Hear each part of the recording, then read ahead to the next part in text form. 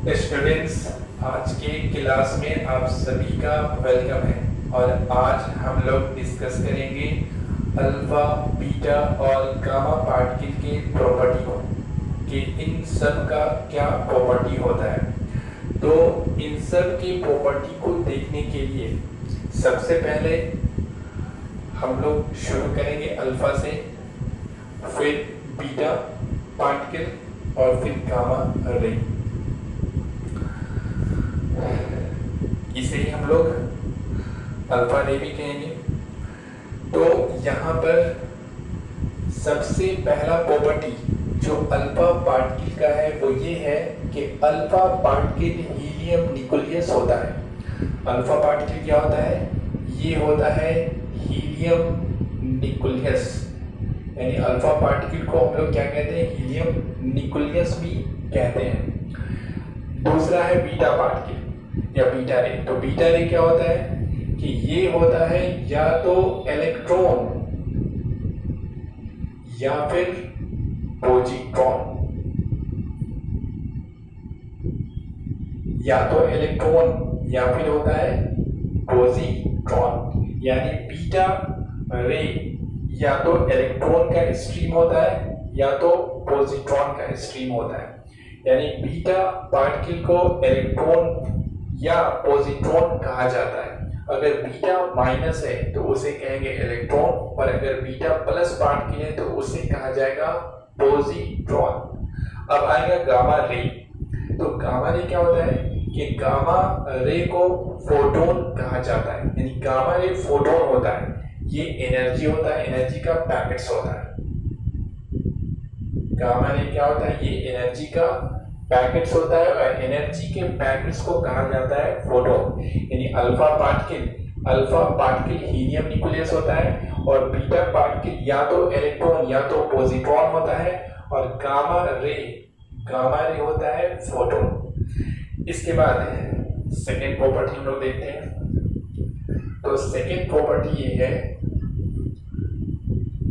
कि alpha particle ये electric field में भी और मैग्नेटिक फील्ड में भी डेविएट कर जाता है। इलेक्ट्रिक फील्ड में या मैग्नेटिक फील्ड में डेविएट कर जाता है, क्योंकि alpha particle positively charge particle होता है। तो पॉजिटिवली चार्ज पार्टिकल होता है। अब यहाँ पर दो प्लेट है, एक पॉजिटिव प्लेट है और एक निगेटिव प्लेट है। तो यहाँ पर फील्ड हो जाएगा, यहाँ पे इलेक्ट्रिक फील्ड होगा चार्ज के कारण। ये पॉजिटिवली चार्ज प्लेट है, ये निगेटिवली चार्ज प्लेट है, तो चार्ज के कारण यहाँ पर क्या होगा? इलेक्ट्रिक फील्ड होगा। अब जैसे ही अल्फा पार्टिकल इस फील्ड से होकर गुजरने लगता है तो ये सीधे नहीं जा पाता है, बल्कि इसको जो निगेटिवली चार्ज प्लेट है, यहाँ पर जो निगेटिव चार्ज है वो अपनी तरफ इसको क्या करता है? अट्रैक्ट कर लेता है, जिसके कारण इसका क्या होता है? डिविएशन हो जाता है। यानी अल्फा पार्टिकल इलेक्ट्रिक फील्ड में डिविएट्स कर जाता है और ये इलेक्ट्रिक फील्ड में निगेटिवली चार्ज प्लेट की तरफ डिविएट करता है। अब अगर देखते हैं गामा पार्टिकल के बारे में, तो अगर गामा पार्टिकल को भी देखें तो गामा पार्टिकल या तो इलेक्ट्रॉन होता है या तो पॉजिट्रॉन होता है। अगर बीटा माइनस भी लेते हैं तो अगर बीटा माइनस पार्टिकल जैसे ही इलेक्ट्रिक फील्ड, यहाँ पर जो इलेक्ट्रिक फील्ड है इन दोनों चार्ज के कारण, तो जैसे ही इस इलेक्ट्रिक फील्ड में जाएगा तो इसे क्या करेगा? पॉजिटिवली चार्ज प्लेट अपनी तरफ अट्रैक्ट कर लेगा, तो ये भी क्या हो जाएगा? डिविएट कर जाएगा। अगर आप बीटा प्लस भी लेंगे तो भी वो डिविएट कर जाएगा। बीटा प्लस की तरफ डिविएट करेगा, ये जाके निगेटिवली चार्ज प्लेट की तरफ डिविएट कर जाएगा। यानी अल्फा पार्टिकल भी इलेक्ट्रिक फील्ड में डिविएट कर जाता है और इसी तरह से बीटा पार्टिकल भी इलेक्ट्रिक फील्ड में डिविएट कर जाता है। लेकिन गामा पार्टिकल का क्या होता है? तो गामा पार्टिकल या गामा रे ये एनर्जी का पैकेट्स होता है, यानी कि इस पर कोई चार्ज नहीं होता है, ये फोटोन होता है, फोटोन पर कोई चार्ज नहीं होता है, तो ये इलेक्ट्रिक फील्ड में डिविएट नहीं करता है। गामा रे इलेक्ट्रिक फील्ड में डिविएट नहीं करता है। इतना समझ में आ गया। उसके बाद अब देखते हैं मैग्नेटिक फील्ड। तो अगर मैग्नेटिक फील्ड के बारे में बात करें तो अगर यहां पर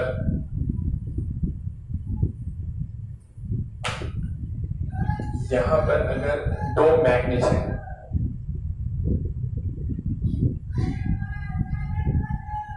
यहां पर दो मैग्नेट हैं, इधर है नॉर्थ और इधर है साउथ, तो यहां पर हो जाएगा मैग्नेटिक फील्ड और मैग्नेटिक फील्ड का डायरेक्शन इस तरफ होगा, यानी मैग्नेटिक फील्ड का डायरेक्शन नॉर्थ से साउथ की तरफ होगा और बी से मैग्नेटिक फील्ड को इंडिकेट करते हैं। अब जब अल्फा पार्टिकल इस मैग्नेटिक फील्ड से पास कराया जाता है, पास करता है, अगर इसमें वेलोसिटी v है तो इस फील्ड के कारण यानी मैग्नेटिक फील्ड के कारण अल्फा पार्टिकल पर फोर्स लगता है और वो फोर्स क्या होता है, F इक्वल टू उसका फॉर्मूला होता है Q into V cross B होता है। यहाँ से हम लोग निकाल सकते हैं फोर्स लगेगा और फोर्स का डायरेक्शन किधर होगा। तो जैसे ही अल्फा पार्टिकल जो पॉजिटिवली चार्ज पार्टिकल होता है मैग्नेटिक फील्ड से पास करता है तो यहाँ पर भी वो डिविएट कर जाता है यानी मुड़ जाता है। अब अगर देखें किधर मुड़ता है तो V इधर है और B इधर है, तो अगर राइट हैंड थंब रूल से देखें तो V इस तरफ है और B ऊपर की तरफ। इसको इस तरह से अगर घुमाते हैं तो ये डायरेक्शन बता रहा है बाहर की तरफ, यानी ये अल्फा पार्टिकल यहाँ से आएगा बाहर की तरफ मुड़ जाएगा, यानी इस तरह से डेविएट होना शुरू होगा। तो ये याद रखना है कि अल्फा पार्टिकल इलेक्ट्रिक फील्ड में भी डिविएट कर जाता है और मैग्नेटिक फील्ड में भी डिविएट कर जाता है क्योंकि ये चार्ज पार्टिकल होता है। इसी तरह से बीटा माइनस या बीटा प्लस ये भी एक चार्ज पार्टिकल होता है, तो ये भी इलेक्ट्रिक फील्ड में भी डिविएट कर जाएगा और मैग्नेटिक फील्ड में भी डिविएट कर जाता है। दोनों में ये भी क्या हो जाएगा, डिविएट कर जाएगा। लेकिन गामा रे ये क्या होता है, इस पर कोई चार्ज नहीं होता है जिसके कारण ये ना तो इलेक्ट्रिक फील्ड में डिविएट करेगा और ना ही ये मैग्नेटिक फील्ड में डिविएट करेगा। इसके बाद नेक्स्ट प्रॉपर्टी देखते हैं हम लोग। नेक्स्ट प्रॉपर्टी है पेनिट्रेटिंग पावर। पेनिट्रेटिंग पावर क्या होता है, किसी चीज को पेनिट्रेट करने की पावर को हम लोग कहते हैं पेनिट्रेटिंग पावर। तो अल्फा पार्टिकल का पेनिट्रेटिंग पावर मिनिमम होता है, यानी इसका बहुत ही कम होता है, मिनिमम। इसका पेनिट्रेटिंग पावर क्या होता है, मिनिमम होता है, यानी इसका पेनिट्रेटिंग पावर फ्यू सेंटीमीटर, कुछ सेंटीमीटर होता है। ये एयर में कुछ सेंटीमीटर, लगभग 3 सेंटीमीटर जाने के बाद स्टॉप हो जाता है, उससे ज्यादा एयर को पेनिट्रेट नहीं कर पाता है। या फिर अगर आप कोई पेज ले लेते हैं, अगर कोई पेज है इस तरह का, कोई अगर पेज है तो इस पेज से सिंपली अल्फा पार्टिकल इसको भी पेनिट्रेट नहीं कर पाता है। बीटा पार्टिकल का पेनिट्रेशन पावर कितना होता है, तो इसका पेनिट्रेटिंग पावर अल्फा पार्टिकल से ज्यादा होता है, लेकिन गामा रे से इसका क्या होता है, कम होता है। अल्फा रे से ज्यादा होता है लेकिन गामा रे से क्या होता है, इसका कम होता है। ये पेपर को, यानी कि पेपर को तो पेनिट्रेट कर जाता है, लेकिन अगर कोई एल्युमिनियम का फॉयल है, कोई पन्नी है एल्युमिनियम का, तो उसको उस पे ही क्या होता है, स्टॉप हो जाता है, उसको पेनिट्रेट नहीं कर पाता है। तो बीटा और रे का पेनिट्रेटिंग पावर अल्फा से ज्यादा होता है और गामा से क्या होता है, कम होता है। गामा का क्या होता है, तो गामा का मैक्सिमम होता है, इसका क्या होता है, मैक्सिमम होता है। यानी कि ये एक पेपर का शीट है, उसको भी पेपर का शीट है उसको भी पेनिट्रेट कर जाएगा, एल्युमिनियम का फॉयल है, पन्नी है, उसको भी पेनिट्रेट कर जाएगा। हाँ, अगर कोई कंक्रीट है, कंक्रीट का बना हुआ कोई ब्लॉक है या दीवार है, तो उसको ये पेनिट्रेट नहीं कर पाता है। तो सबसे कम होता है पेनिट्रेटिंग पावर अल्फा का, बीच में होता है बीटा का, और सबसे ज्यादा होता है गामा रे का। इसके बाद हम लोग देखेंगे आयोनाइजिंग पावर। आयोनाइजिंग पावर क्या होता है, किसी भी चीज के आयोनाइज करने के पावर को कहा जाता है आयोनाइजिंग पावर। किसी भी गैस के आयोनाइज करने के पावर को। तो सपोज दैट यहां पर कोई गैस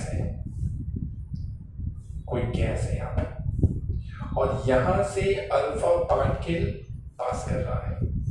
तो अल्फा पार्टिकल क्या होता है? पॉजिटिवली चार्ज पार्टिकल होता है। अल्फा रे क्या होता है? पॉजिटिवली चार्ज पार्टिकल्स होकर बना होता है। तो जैसे ये पास करता है यहाँ से गैस से, तो गैस जिस मॉलिक्यूल्स का बना हुआ है उसमें से अल्फा रे या अल्फा पार्टिकल उसमें से क्या करता है? इलेक्ट्रॉन्स को एब्जॉर्ब कर लेता है। इलेक्ट्रॉन को ये अपने में एब्जॉर्ब कर लेता है, जिसके कारण इसका जो कुछ मॉलिक्यूल्स है वो पॉजिटिवली चार्ज हो जाता है। इलेक्ट्रॉनिकल लेवल क्या बन जाएगा? पॉजिटिवली चार्ज बनेगी। पॉजिटिवली चार्ज यानी आयन का फॉर्मेशन हो जाता है, यानी गैस आयन के फॉर्म में हो जाता है। क्योंकि यहाँ से जैसे अल्फा पार्टिकल पास करता है तो ये क्या करता है कि ये इलेक्ट्रॉन को, चूंकि इसमें इलेक्ट्रॉन की कमी है, समझे, +2 चार्ज है, तो ये इलेक्ट्रॉन को क्या करता है? एब्जॉर्ब कर लेता है। इलेक्ट्रॉन को यहाँ से ले लेता है, और इलेक्ट्रॉन जैसे ही गैस के मॉलिक्यूल्स में से निकल जाएगा तो गैस का मॉलिक्यूल्स क्या हो जाएगा? ये आयन के फॉर्म में चला जाएगा। तो इस तरह से अल्फा रे का आयोनाइजिंग पावर क्या होता है? बहुत ही ज्यादा होता है। अगर बीटा, अगर मान लीजिए गैस है और इस गैस से अगर बीटा पार्टिकल को पास करा रहे हैं, बीटा प्लस या बीटा माइनस, तो यहां पर ये भी क्या करेगा? इलेक्ट्रॉन को, गैस में से इलेक्ट्रॉन को एब्जॉर्ब कर लेगा। जैसे गैस में से गैस जिस मॉलिक्यूल्स का बना हुआ है उससे इलेक्ट्रॉन्स को क्या करेगा? कैप्चर कर लेगा, ले लेगा। तो जैसे ही लेगा तो वो जो मॉलिक्यूल्स या एटम्स का बना हुआ है वो क्या हो जाएगा? आयन के फॉर्म में हो जाता है। तो यहाँ पर भी गैस क्या होता है? आयन के फॉर्म में, आयन के फॉर्म में बन जाता है। यानी कि बीटा प्लस पार्टिकल का भी आयनाइजिंग पावर होता है, लेकिन इसका आयनाइजिंग पावर अल्फा से क्या होता है? कम होता है, क्योंकि इस पे चार्ज क्या है? कम है, इस पे चार्ज क्या है? ज्यादा है। गामा पार्टिकल्स का, गामा रे का जो आयनाइजिंग पावर होता है वो बहुत ही कम होता है, क्योंकि ये चार्जलेस होता है। तो इसका होता है आयोनाइजिंग पावर मैक्सिमम, इसका होता है मैक्सिमम, और इसका होता है मिनिमम। इसका मिनिमम होता है और इसका बीच में होता है, यानी अल्फा से ज्यादा और गामा से नहीं, सॉरी, अल्फा से बीटा का अल्फा से कम और गामा से क्या होता है? ज्यादा होता है। इसके बाद हम लोग को देखना है कि स्पीड के बारे में। तो स्पीड क्या होता है? अल्फा रे का स्पीड ऑलमोस्ट कांस्टेंट होता है। इसका स्पीड क्या होता है? ऑलमोस्ट कांस्टेंट होता है, और ये होता है of the order of 10⁻7 metre per second. ये 10⁻7 मीटर पर सेकेंड के ऑर्डर में होता है इसका स्पीड। जैसे लाइट का स्पीड कितने के ऑर्डर में होता है? लाइट का स्पीड होता है 10⁸ के ऑर्डर में होता है ना, लाइट का स्पीड। लेकिन अल्फा पार्टिकल का जो स्पीड होता है वो ऑलमोस्ट कांस्टेंट होता है, और ये इसका ऑर्डर होता है 10⁻7। बीटा पार्टिकल्स का स्पीड कांस्टेंट नहीं होता है, वेरिएबल होता है, क्योंकि हम लोग जानते हैं कि बीटा पार्टिकल के साथ क्या होता है? एक न्यूट्रिनो या फिर एक एंटी न्यूट्रिनो पार्टिकल का भी फॉर्मेशन होता है, जिसके कारण इसमें एनर्जी का शेयरिंग हो जाता है। कभी कभी एनर्जी इसके पास बहुत ज्यादा आ जाता है, काइनेटिक एनर्जी, जिसके कारण इसका स्पीड बहुत ज्यादा हो जाता है। कभी कभी यहाँ पर जो पार्टिकल्स न्यूट्रिनो या एंटी न्यूट्रिनो बनता है वो एनर्जी ज्यादा लेता है, मैक्सिमम एनर्जी ले लेता है, तो इसके पास कोई एनर्जी नहीं बनता है, स्पीड 0 हो जाता है, काइनेटिक एनर्जी 0 तो स्पीड 0 हो जाता है। तो इस तरीके से बीटा पार्टिकल्स का स्पीड क्या होता है? ये वेरिएबल होता है, कांस्टेंट नहीं होता। गामा, तो गामा रे का स्पीड क्या होता है? इसका स्पीड, गामा रे का स्पीड भी कांस्टेंट होता है, और इसका स्पीड लाइट के स्पीड के इक्वल होता है, यानी 3×10⁸ मीटर पर सेकेंड वैक्यूम में होता है। वैक्यूम में इसका स्पीड, गामा रे का स्पीड लाइट के स्पीड के क्या होता है? बराबर होता है, कांस्टेंट होता है। इसके बाद लास्ट पॉइंट ये है कि अल्फा पार्टिकल और बीटा पार्टिकल और गामा पार्टिकल भी फोटोग्राफी प्लेट को अफेक्ट करता है, यानी उस पर प्रभाव डालता है, उसके कलर को चेंज कर देता है। अल्फा पार्टिकल भी डालता है, बीटा पार्टिकल भी और गामा पार्टिकल भी। तो इस तरह से ये सब क्या था, इन सब का प्रॉपर्टी था। अब एक एक करके आपको प्रॉपर्टी लिखना है। तो पहला क्वेश्चन लिखिए, what are the properties of, पहला लिखिए what are the properties of alpha ray, what are the properties of alpha ray और alpha particle, what are the properties of alpha ray और कर दीजिए अल्फा पार्टिकल। क्वेश्चन लिखिए what are the properties of alpha ray और alpha particle. अब नीचे में answer में लिखिए there are following properties of, there are following properties of, there are following properties of alpha ray, there are following properties of alpha ray. पहला लिखिए, point बना के लिखना है इस तरीके से, पहला लिखिए पॉइंट्स बना करके, इस तरह से नहीं बनाना है, बस पॉइंट बना के अल्फा का लिखा रहे हैं। तो इसमें लिखिए the alpha particle is, the alpha particle is nothing but A helium nucleus, the alpha particle is nothing but A helium nucleus, the alpha particle is nothing but a helium nucleus। second point में लिखिए it deviates in the, it deviates in the, it deviates in the electric field and magnetic field, it deviates in the electric field and magnetic field। उसके बाद next point में third में लिखिए its penetrating power is, its penetrating power is minimum, its penetrating power is minimum और bracket में लिख लीजिए few centimetre, few FEW, few centimetre bracket बंद। उसके बाद लिखिए नेक्स्ट पॉइंट में it's ionising power is, it's ionising power is maximum, it's ionising power is maximum. उसके बाद नेक्स्ट पॉइंट में लिखिए its speed is, its speed is almost constant, its speed is almost constant and it is of the order of, and it is of the order of 10 to the power 7 meter per second and of the order of 10 to the power 7 meter per second। उसके बाद next point में लिखिए it affects the, it affects the, it affects the photography plate, it affects the, it affects the photography plate। उसके बाद अब next question बनाइए, अगला question लिखिए what are the properties of beta ray, what are the properties of beta ray or beta particles or beta particle, what are the properties of beta ray or beta particle। Answer में लिखिए there are the following, there are following properties of, there are following properties of beta ray, there are following properties of beta ray। उसके बाद पहला point बना के लिखिए, पहले point में लिखिए the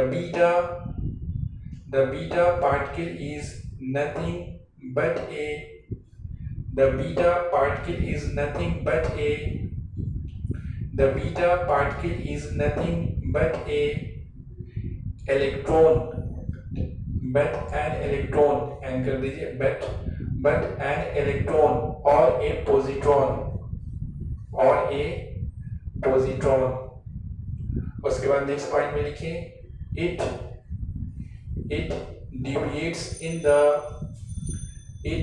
deviates in the electric field and magnetic field. It deviates in the electric field and magnetic field. It deviates in the electric field and magnetic field. इसके बाद नेक्स्ट पॉइंट में लिखिए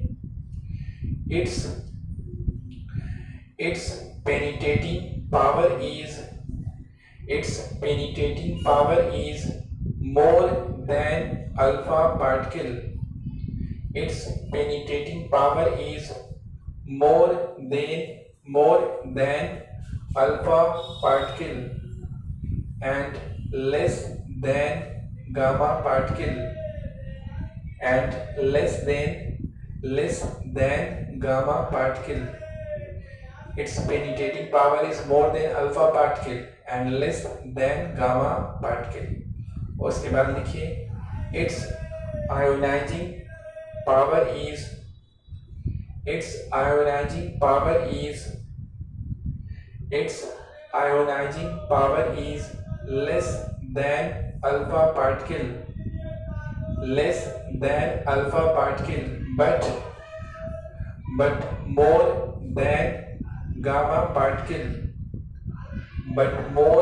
than gamma particle उसके बाद next point में लिखिए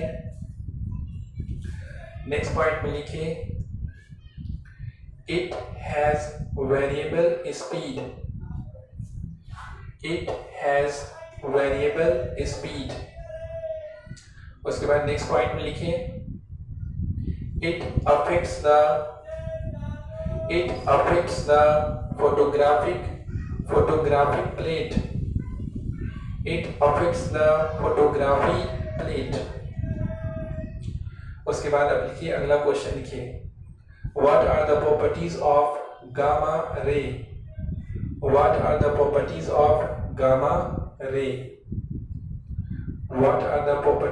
gamma ray?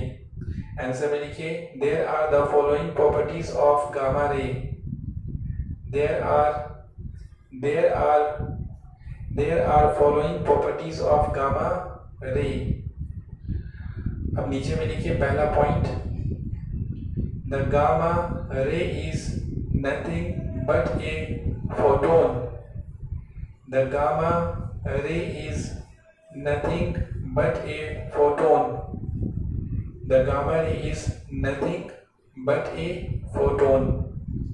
उसके बाद नेक्स्ट पॉइंट में लिखिए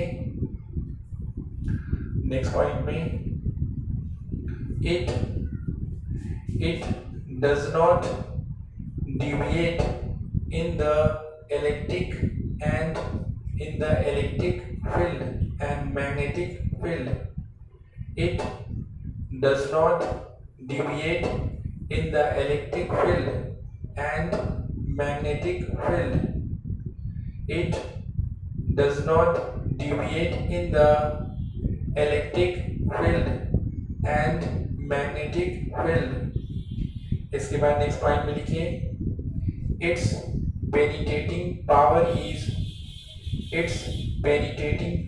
is maximum. Its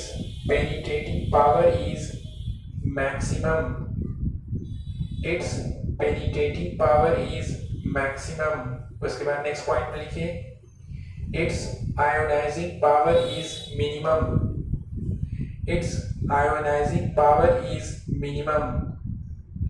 Its ionizing power is minimum. उसके बाद नेक्स्ट पॉइंट में लिखिए its speed is constant.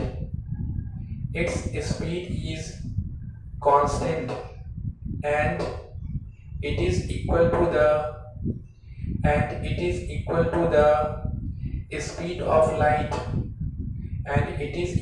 the speed of light. In vacuum.